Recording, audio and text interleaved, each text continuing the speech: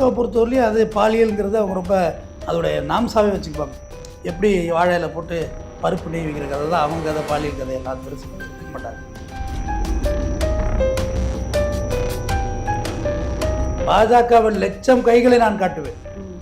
ஏன் அமித்ஷா பையன் ஜெய்ஷா எங்கே இருக்காரு சொல்லுங்களேன். ஊழல் இல்லை, ஊழல் இல்லைன்னா என்ன ஊழல் இல்லை? எலக்ட்ரல் பாண்டலை விட வேற ஒன்று வேணுமா? யார் நம்ம நிம்மி மேடம், ஃபினான்ஸ் மினிஸ்டர், வெள்ளைப்பூண்டு வெங்காயம் சாப்பிடாதவங்க, ஓகேவா? பெரியவாள், அவள்லாம் பெரியவாள். நம்மளெல்லாம் பார்த்தா எப்படி தெரியும் தெரியல. அவங்க மாட்டு மூத்திரத்தை கும்பிட்றாங்க, நம்ம எப்படி பார்க்குறாங்கன்னு தெரியல.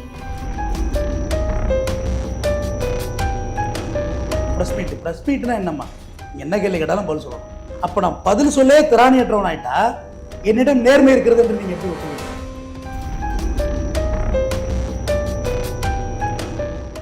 நியூஸ் அவர்ஸ் தமிழ் நேயர்களுக்கு வணக்கம்.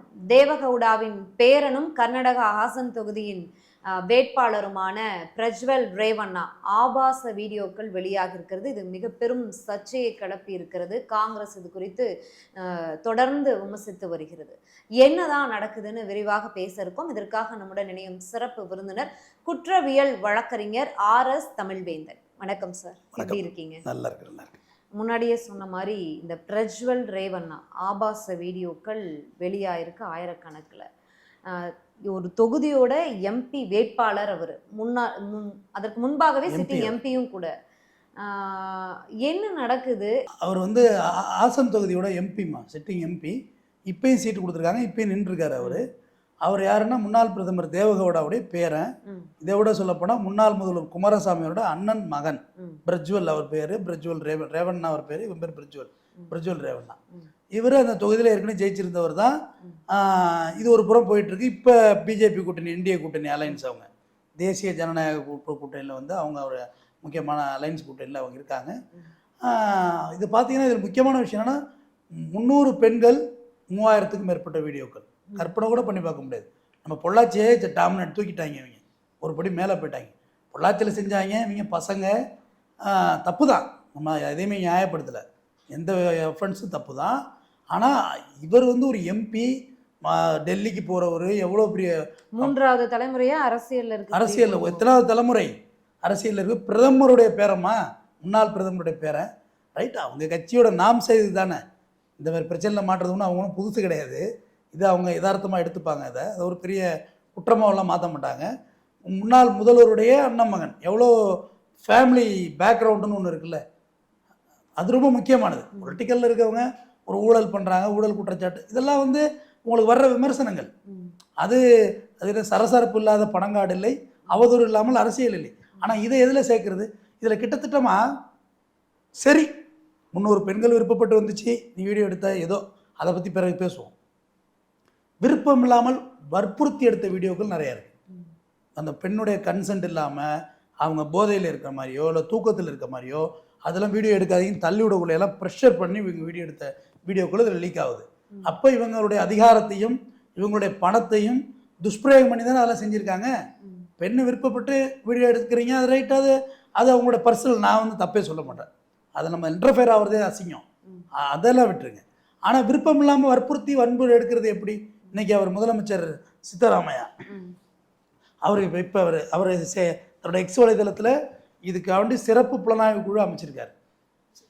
இந்த விஷயத்தை கண்டுபிடிக்கிறதுக்கு ஸ்பெஷல் டீம் அமைச்சிட்டார் அவர். அது அவர் எக்ஸ் வலைதளத்தில் பதிவிட்டிருக்காரு. ஆனால் இவங்க எப்படி கிடக்குறாங்கன்னா, சரி தப்பு நடந்துருச்சு, அதுக்கு பிராயச்சித்தம் தேடுவது இவங்களுடைய வழக்கம் அல்ல. அரசியல் காழ்ப்புணர்வு, அரசியலில் மோட்டிவேட் பண்ணுறாங்க. எது பாலிடிக்ஸு? அரசியல்ங்கிறது எது பாலிடிக்ஸு? நீ குற்றம் காட்டப்பட்டு தான் பாலிடிக்ஸு. இதுக்கு பேர் என்ன?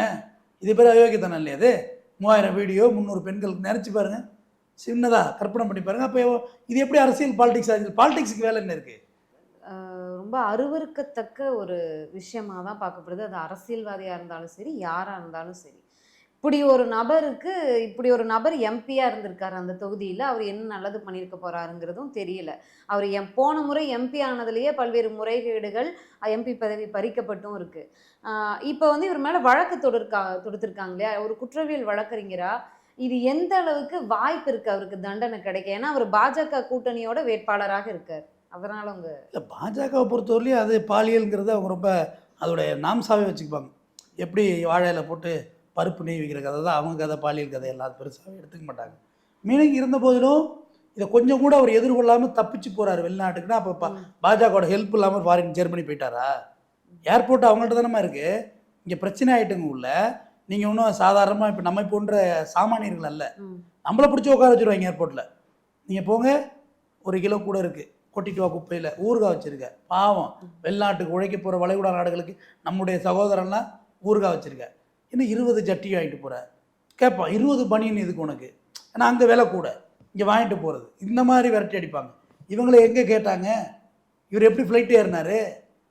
ஏர்போர்ட்டு அவங்க கையில் இருக்கலாமா? பிரச்சனை ஆகிட்டோன்னு இன்டிமேட் பண்ணிட போகிறாங்க. உங்கள் பாஸ்போர்ட் அங்கே போனோடனே வீசா எப்படி வாங்கியிருக்க முடியும்? நீங்கள் வீசா ப்ராசஸ் எப்படி பண்ணார் அவர் ஜெர்மனிக்கு? டூரிஸ்ட் விசாவே இருக்கட்டும், எப்படி ப்ராசஸ் பண்ணாங்க? அப்போக்குள்ளே அரெஸ்ட் பண்ணியிருக்கணும்ல. அப்போ இது என்ன அர்த்தம்? இது பாஜகவோட உதவி இல்லாமல் அவர் போகலை. பாஜக முழுக்க முழுக்க உதவி செய்கிறது. அதுதான் நடந்த உண்மை. இல்லாட்டியோ இவங்க எப்படி இங்கே இல்லை, பாஜக ஊழலுக்கு எதிரான கட்சி, நேர்மையாக ஆட்சி செய்யக்கூடிய கட்சி, நேர்மையானவர்களுக்கு மட்டுமே பாஜகவில் இடம் இருக்கக்கூடிய கட்சிங்கிறதான அவங்களுடைய தொடர் பிரச்சாரங்கள். அப்போ அஜித் பவர்லாம் யாருன்னு அவங்களே சொல்லட்டும். நான் சொன்னால் நல்லா இருக்காது. அஜித் பவர் யார்? இடி வழக்கு போட்டதே இவங்க தான். அப்புறம் எப்படி கூட்டணி சேர்த்துக்கிட்டாங்க? பாஜகவில் லட்சம் கைகளை நான் காட்டுவேன். ஏன் அமித்ஷா போய் ஜெய்ஷா எங்கே இருக்காரு? சொல்லுங்களேன். ஊழல் இல்லை, ஊழல் இல்லைன்னா என்ன ஊழல் இல்லை? எலக்ட்ரல் பாண்டில் விட வேறு ஒன்று வேணுமா? எவ்வளவோ பண்ணிட்டாங்கம்மா. ஏம்மா, இப்போ குறிப்பிட்ட விஷயங்களை வந்து நாம் ப்ரைவேட்டிட்ட விற்கக்கூடாது. உதாரணத்துக்கு போர்ட்டு, ஏர்போர்ட்டு, துறைமுகம், அடுத்தது விமான நிலையம், அடுத்தது ரயில்வே, இதெல்லாம் தனியார்கிட்ட கொடுக்கக்கூடாது. இதுக்கு விஷயமும் இருக்குது. ஒரு கட்டத்தில் இது எல்லாமே ஒரு இராணுவ தாக்குதலுக்கு உதவிகரமாக இருக்கும். போர்ட்டு வேணும், கடற்படை தாக்குதலுக்கு வேணும், ஃப்ளைட்டு வேணும், இல்லை நாட்டு மக்களை வெளியில் ட்ரான்ஸ்ஃபர் பண்ணணும் இம்மிடியேட்டியாக. ஏதோ ஒரு இங்கே திடீர்னு ஒரு ஆபத்து ஏற்பட்டுருச்சு, வெளியேற்றணும்னா இந்த துறையெல்லாம் நம்ம கையில் இருக்கணும். இது எல்லாத்தையுமே தனியார்கிட்ட இருக்குமா? அங்கே குஜராத் போர்ட்டில் வெறும் 260 கோடி ரூபாயில் மதிப்பிலான கொக்கைனை வந்து நிர்மலா சீதாராமன் வந்து ஃபயர் பண்ணுறாங்க. யார்? நம்ம நிம்மி மேடம், ஃபினான்ஸ் மினிஸ்டர். வெள்ளைப்பூண்டு வெங்காயம் சாப்பிடாதவங்க, ஓகேவா? பெரியவாள், அவள்லாம் பெரியவாள். நம்மளெல்லாம் பார்த்தா எப்படி தெரியும் தெரியல. அவங்க மாட்டு மூத்திரத்தை கும்பிட்றாங்க, நம்ம எப்படி பார்க்குறாங்கன்னு தெரியல. அவங்க என்ன நிலைமையில் மாட்டை வச்சு விளையாட்டு காமிக்கிறாங்க, நம்ம என்ன நிலைமையில் வச்சுருக்கோம்? அதே 5 லட்சம் கோடி ரூபாய்க்கு மதிப்பிலான கொக்கைன் போதைப் பொருள் வடகிழக்கு மாநிலம் அசாமில் பிடிக்கிறாங்க. இது யாரில்? NCRB data to Amit Shah office, ஆர்டிஐயில் கொடுத்தது ஒரு தனியார் தொலைக்காட்சி தொகுப்பாசிரியருக்கு. ஆனால் அதே அசாமில் கேட்டப்போ எங்கள்கிட்ட 1 கிராம் இல்லைங்கிறான். அப்போ அந்த 5 லட்சம் கோடி ரூபாய்க்கான மதிப்பிலான கொக்கைன் எங்கே போச்சு? இந்த அயன்னு ஒரு படம் வரும், அதில் சூர்யா வெளிநாட்டுகளாக இது பண்ணிகிட்டு இருப்பார். அந்த சின்னதாக ஒரு மாத்திரைக்குள்ளே வச்சு இப்போ போதைப் பொருளை வச்சு விட்டு கொடுத்துருவாங்க. சார், அவன் உங்களை மொக்க பண்ணிட்டான் சார். என்னடா சொல்கிற? சின்னதை மாட்டிட்டாங்க பாருங்க, அவனுக்கு எங்கேயோ போயிட்டுருக்கு. பார்த்தா அவன் 10,000 கோடி ரூபாய்க்கு கடத்திட்டு இருப்பான். அந்தமாதிரி சின்னதாக அதானி போர்ட்லேருந்து எடுத்து வச்சு கொளுத்தி விட்டுட்டு 10 கிலோ போதைப் பொருளை பிடிச்சிட்டோம். அப்போ அந்த 5 லட்சம் கோடி ரூபாய்க்கான போதைப் பொருள் எங்கேருந்து வந்துச்சு? வர்றதுக்கு கப்பல் மூலயமா வந்திருக்கும், இல்லை அதுவே பறந்து வந்திருக்குமா? இல்லை புறாகராக கட்டி விடாத இறக்கி விட்ருப்பாங்களா? புறா காலில் கட்டி திருப்பி எப்படி அந்த போதைப் பொருள் காணாமல் போச்சு? இந்த நாட்டுக்குள்ளே தானே ஸ்ப்ரெட் ஆகிருக்கு. எல்லாத்துக்கும் கான்ட்ரடிக்ஷனாகவே இருக்கம்மா, ஒன்றுக்கு ஒன்று கான்ட்ரடிக்ஷனாகவே இருக்கு. இப்போ கூட்டணி கட்சியில் இருக்காங்க, அந்த தொகுதியோட வேட்பாளரும் கூட அவர் தப்பி ஓடிட்டார். அதையும் தாண்டி அவர் மீது வழக்கு தொடுக்கவும் பட்டிருக்கு. அவங்களுடைய சித்தப்பா, நீங்கள் முன்னாடியே சொன்ன மாதிரி குமாரசாமி அவர்கள் பிரச்சாரத்தின் போது என் மகனுக்கு ஓட்டு போடுங்கன்னு கேட்டிருந்தாரு. இப்போ வந்து தேர்தலே முடிஞ்சிருச்சு, இப்போ வந்து அவர் தேவகவுடா குடும்பமே கிடையாது அப்படிங்கிறாரு. அவருக்கு தண்டனை கிடைக்குமா கிடைக்காதா? பாதிக்கப்பட்ட பெண்களுக்கு நீதி கிடைக்குமா கிடைக்காதா? இல்லை, இப்போதைக்கு ஸ்கிப் பண்ணுறதுக்காக இதை சொல்கிறதுமா. என் குடும்பமே கிடையாது, என் குடும்பமே கிடையாதுன்னா அவங்க குடும்பத்தில் உள்ளவங்களை அழிச்சு கொண்டு ஸ்டேஷனில் உட்கார வச்சுருக்கணும். உன் புருஷனை வர சொல்லு, யாரை? பிரஜ்வால் பிரவண்ணா வர சொல்லு, அப்புறம் நீ விடுன்னு சொல்லணும்ல. சாமானியனை அழிச்சு கொண்டு உட்கார வைக்கிறீங்கள, அவன் ஒரு சின்னதாக தப்பு பண்ணியிருப்பான், அவங்க அம்மா அழிச்சு கொண்டு உட்கார வைக்கிறது. போலீஸ்மா அவங்க வர சொல்லி விடுறேங்கிறது. இது எந்த சிஆர்பிசியில் இதுமாரி சொல்லியிருக்கு? நீ என்ன சொல்லியிருக்கணும்? இவனை உடனே கட்சியிலேருந்து அடிப்படை உறுப்பினர் தூக்குறோம். இப்போதைக்கு எம்பியில் நின்றுட்டாப்ல, இப்போ ஒன்றும் பண்ண முடியாது. எம்பியாக அவன் ஜெயித்து வந்தாலும் அவன் பதவியை வந்து ராஜினாமா பண்ண வைக்கிறோம் சொல்லியிருக்கணும்ல. அவனுக்கு கட்சியிலேருந்து தூக்குறோம், நான் இதை வந்து காலியாக மறுபடியும் எம்பி எலெக்ஷன் வைக்கிறோம், வேறு ஆளும் நிப்பாட்டுறோம், என் குடும்பமே கிடையாதுன்னு சொல்கிறது வந்து நான் ஏற்றுக்கிறேம்மா. ஒரு பெரிய தப்பு செஞ்சால் அவன் எங்கள் வம்சமே கிடையாது. இல்லை, இப்போ பாஜக சார்பாக யாருமே இது வரைக்கும் வாயை திறக்கலை. பிரதமர் மோடி அவர்கள் தமிழகம் வரும்போதெல்லாம் ஜாஃபர் சாதிக் பற்றியும் திமுகவினருடைய குடும்பத்தை பத்தியும் பேசாம போறதில்ல. பேசட்டும். இப்ப தப்பு பண்ணவங்கள பத்தி பேசணும், தாராளமா பேசட்டும். அப்படி பேசின பிரதமர் அவர்களோ இல்ல அமித்ஷா அவர்களோ இவ்வளவு பெரிய விஷயம் நடந்திருக்கு, இதை பத்தி இதுவரைக்கும் வாய் திறக்கல. அமித்ஷா தான் வாயை திறந்துருக்கணும், அவர் தான் உள்துறை, ம். அவரும் வாயை திறந்துருக்கணும். தேசிய மகளிர் ஆணையம் அவங்க தான் இந்த வழக்கை முன்னெடுத்து போயிட்டு இருக்காங்க. ம். இல்லைன்னா அதுவும் இந்த அளவுக்கு பூஸ்டப் ஆயிருக்காது. அவங்கள எந்த அளவுக்கு இவங்க நகர விடுறாங்கன்னு தெரியல. ம். ஏன்னா அவங்களையும் ஒரு கட்டத்தில் ஆஃப் பண்ணுவாங்க. இவங்களை பொறுத்தவரையிலையும் ஒன்லி ஒன் சுவிச் ஆஃப், எல்லாரையும் சுவிச் ஆஃப் பண்ணுறது தான் வேலை. ம். வாயத்துறை தான் சுவிச் ஆஃப். மேலே வழக்கு, இடி, பிடி, இந்த மாதிரி ரைடை விடுறது, அதை விடுறது, மிரட்டுறது, இதுதான் இவங்களுடைய சோர்ஸே இருக்குன்னு நான் சொல்ல வர்றேன். ம். இப்போ இந்த தண்டனை இது வந்து முறைப்படி பார்த்தா உண்மையிலே சொன்னால் ஒரு குறைந்தபட்சம் இதில் எதுவும் மர்டர் இருக்காங்கிறத பார்க்கணும். ம். முக்கியமானது இதெல்லாம் மூடி மறைக்கிறாங்க. எதோ இதோட வச்சு லீக்கேஜை வச்சு அப்படி முடிச்சிருவாங்க பாருங்களேன். இது ஆழமாக போயிருக்கணும்ல. இது கொலை நடந்திருக்கானு எவ்வளோ ஒத்துக்காத பொண்ணை கொண்டு இருந்தீங்கன்னா, ம். இல்லை வெளில போய் சொல்கிறோன்னு எதாவது பொண்ணு சொல்லியிருக்கோம், நான் வெளில போய் சொல்லிடுவாங்க அப்படின்னா அந்த பொண்ணை கொண்டு இருக்கலாம்ல. ம். அதிகாரத்தில் இருக்கு. நீங்கள் அதை பார்க்க காவல்துறை வரைக்கும் போய் காவல்துறையில போய் வழக்கு கம்ப்ளைண்ட் பண்ணியிருக்கிற அந்த பொண்ணோட பாதுகாப்புக்கு என்ன ஷூரிட்டி இருக்குன்றதும் கேள்விக்குறிதானே. உண்மை நீங்கள் சொல்கிறது இங்கே என்ன பாதுகாப்பு இருக்குது? பாதுகாப்பு கொடுத்துட போகிறாங்க, மிரட்டுவாங்க, கம்ப்ளைண்ட்டை ட்ராப் பண்ண சொல்லுவாங்க, இல்லை சும்மா நான் வந்து இப்போ அவரை மிரட்டுறதுக்காக போட்டப்பாங்க, இல்லை எதிர்கட்சி மேலேயே சொல்லுவாங்க அந்த பொண்ணை விட்டு, அவங்க தான் என்னை இயக்குனாங்கப்பாங்க. யார் இயக்குனால் என்ன? தவறு நடந்திருக்கிறது, தவறுக்கான பிராச்சித்தம் என்ன? கைதாகிருக்கணும்ல. கைதாகி என்ன சொல்லியிருக்கணும்? நான் குற்றமற்றவன், நான் நிரூபிக்கிறேன், நான் வந்து நெருப்பாட்டில் நான் இறங்குறேன், என் மேலே நீ குற்றம் சொல்லிட்டேன். அதெல்லாம் ஃபேக்குன்னு சொல்லியிருக்காரு பிரஜ்வல் ரேவண்ணா. 3000 வீடியோ ஃபேக்காம்மா? சொல்லுங்கம்மா. சரி, ஃபேக்குன்னா அந்த ஃபேக்கை செஞ்சது யார்? அவனே அதை அரெஸ்ட் பண்ணணும்ல. அதுக்கு நீ இருந்தால் தான் நீ ஹெல்ப் பண்ண முடியும். என்னை வச்சு நீங்கள் மாஃப் பண்ணி வீடியோ வெளியிட்டீங்கம்மா பல பெண்களோட வச்சுக்கோங்க உதாரணத்துக்கு. உங்களை வச்சு சொல்கிறத விட என்னை வச்சு சொல்கிறது நல்லதுன்னு நினைக்கிறேன். ஃபேக்குனாக்க நான் ஓடுனா எப்படி ஃபேக்கு நிரூபிக்க முடியும்? எதுக்கு நீ ஓடுற? நான் நின்று ப்ரெஸ்ஸை கூப்பிட்டு டிஜிபியை கூப்பிட்டு, ஏங்க நான் ஒரு எம்பிங்க, என்னை இதை மாதிரி பண்ணிட்டு இருக்காங்க, இதை உடனே கண்டிங்க, அந்த பொண்ணுங்கள்லாம் யார், அவங்கள முதல்ல என்கொயரி கூப்பிடுங்க. இந்த ஃபேஸ் இருக்குல்ல, அந்த பொண்ணுங்களை என்கொயரி கூப்பிடுங்க. இது யாருமா இந்த உங்களை ஃபேக் பண்ணது? நீங்கள் என்னோட எங்கே இருந்தீங்க, என்னோட எங்கே தனிமையில் இருந்தீங்க, எங்கே என்னோட உடல் உறவு கொண்டீங்க சொல்லுங்கள் அப்படி நீ சொல்லி நிரூபிக்கணும்ல. நெருப்பாட்டில் நீங்களே இறங்கணும். அம்மா பேர்டன் ஆஃப் ப்ரூஃப்னு ஒன்று இருக்குது. நீங்கள் என் மேலே சார்ஜ் பண்ணிட்டீங்க, நான் நல்லவனா, நான் தான் என்ன ப்ரூவ் பண்ணணும். நான் ஓடனாலே முடிஞ்சு போச்சு, நான் அக்யூஸ்னு. அப்புறம் இதுக்கு மேலே உங்களை எக்ஸ்பிளைன் பண்ணுறது சிம்பிள். இப்போ அவர்தான் இந்த விஷயம் வந்து இந்த தேர்தல்களில் எதிரொலிக்க வாய்ப்பு இருக்கா?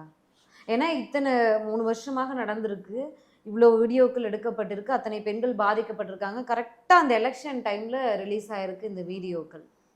தேர்தலில் பாதிப்பு இருக்கா பாதிப்பு இல்லையானுங்கிறத விட பெண்கள் பாதிக்கப்பட்டிருக்காங்க, அந்த மக்கள் பாதிக்கப்பட்டிருக்காங்க. இன்னும் என்னெல்லாம் நடந்ததுன்னு பார்க்கணும். இல்லை இப்படிப்பட்ட நபருக்கு வந்து தடை கிடைக்குமான்னு கேட்குறேன். இப்போது ராகுல் காந்தி கேஸை எடுத்துக்கிட்டா கூட அவருக்கு வந்து இந்த மாதிரி நீதிமன்றம் வந்து 2 வருஷத்துக்கு மேலே தண்டனை வச்சுச்சுன்னா அவருக்கு போட்டியிடவே தடைன்னு விதிச்சாங்க. அந்த மாதிரி இவ்வளவு பெரிய ஒரு கிரைம்ல ஈடுபட்ட பெண்களுடைய பாதுகாப்புக்கே உரித்தில்லாத ஒரு நபர் எம்பியா அந்த தொகுதியில் அவர் போட்டியிட தடை விதிக்க வாய்ப்பு இருக்கிறதா? தேர்தல் ஆணையம் போட்டியிட்டுட்டாருங்க, தேர்தல் முடிஞ்சுட்டுங்க, போட்டியிட்டுட்டாரு. அவர் வெளியில் வரணும். இவங்க வந்து ஒரு நேர்மையானவர்களாக இருந்தால் அவரை முதல்ல ராஜினாமா பண்ண வச்சு சட்டத்தின் பிடியில் பிடிச்சு கொடுத்தா இதே குமாரசாமி சொல்கிறது ஒத்துக்கும். குமாரசாமி சொன்னார்ல எங்கள் வம்சமே இல்லைன்னு. நான் அப்போ இதே டிபேட் நீங்கள் எடுக்கணும். என்ன குமாரசாமிக்கு ஒரு வாழ்த்து சொல்லி நம்ம டிபேட் எடுப்போம், தேவகவுடாவுக்கு வாழ்த்து சொல்லி நம்ம டிபேட் எடுப்போம். நான் பெருமையாக எடுக்கிறேன். பிஜேபி வாழ்த்து சொல்லுவோம், அதை செய்வார்களான்னு முதல்ல கேள்வி கேட்டு. இல்லை இதுவரைக்கும் வாயை திறக்காத பாஜகவினரா இனிமே பேசிட போகிறாங்க. நீங்கள் சொல்கிற மாதிரி சென்ட்ரல் கவர்மெண்ட், ஏர்போர்ட், இது எல்லாம் தாண்டி ஒரு வெளிநாடு போயிருக்காரு இல்லையா? மணிப்பூருக்கு வாயை திறக்கலாமா? நீங்கள் வந்து இதுக்கு வாயை திறந்துருவாங்களா? மணிப்பூர் விளையாட்டு வீராங்கனைகள் டெல்லியில் விளையாட்டு வீராங்கனைகள், மல்யுத்த வீராங்கனைகளை பாலியல் இவங்க பண்ணுறாங்கன்னு சொல்லி ஜந்தர்பந்த் பண்டரில் வந்து அவங்க போராடினாங்க. ஒரு நாள் கூட போய் பார்க்கல, விவசாயிகளை போய் பார்க்கல.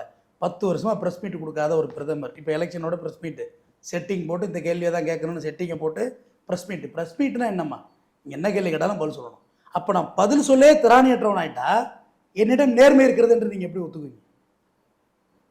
இருக்காது, அதுக்கான வாய்ப்புகளே இல்லை. இவங்க இதையும் காவந்து பண்ணுவாங்க. ஏன்னா இவங்களுக்கு இது புதிதில்லை. இவங்க கூட்டணியில் இருக்கிறதாம பொள்ளாச்சி சம்பவம் நடந்துச்சு.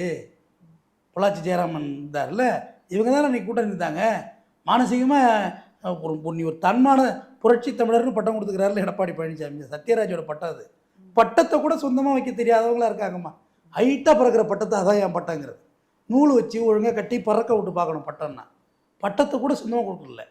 இவங்க வந்து புரட்சி தமிழர்னு பட்டம் வச்சுக்கிறாங்க. அப்போ பொள்ளாச்சி ஜெயராமன் நீ சீட்டு கொடுத்துருக்கூடாதுல்ல. ஆனால் அதே தொகுதியில் ஜெயிக்கிறாருமா திரும்பி மறுபடியும். எனக்கு இந்த மக்களையும் புரிஞ்சிக்க முடியலை, உண்மையாக சொல்கிறேன். ரொம்ப ஒரு புரியாத விஷயமா இருக்குது. அதே தொகுதியில் ஜெயிக்கிறார். 100க்கும் மேற்பட்ட பெண்கள் பொள்ளாச்சியில். தமிழ்நாடுன்னு இந்த ஒரு விஷயம். நாயுடு அவனாவது கேஸோடு இருந்தான், நீ கேஸு கூடவே இருக்கேன்னு பிஜேபிக்காரன் அவரது படி மேலேயே போயிட்டான். 3000 வீடியோ போட்டி நடக்கும் போல இருக்கு இவங்களுக்குள்ள, யார் அதிக பெண்கள் யார் அதிக வீடியோன்னு. ஆசிஃபாவுக்கு வாயை திறந்தாங்களாமா? சரிம்மா, ஆசிஃபா கோயில் கருவறைக்குள்ள நடந்தது, வாயை திறந்தாங்களா? நன்றி சார், நன்றி. மீண்டும் இன்னொரு நிகழ்ச்சியில் சந்திக்கலாம்.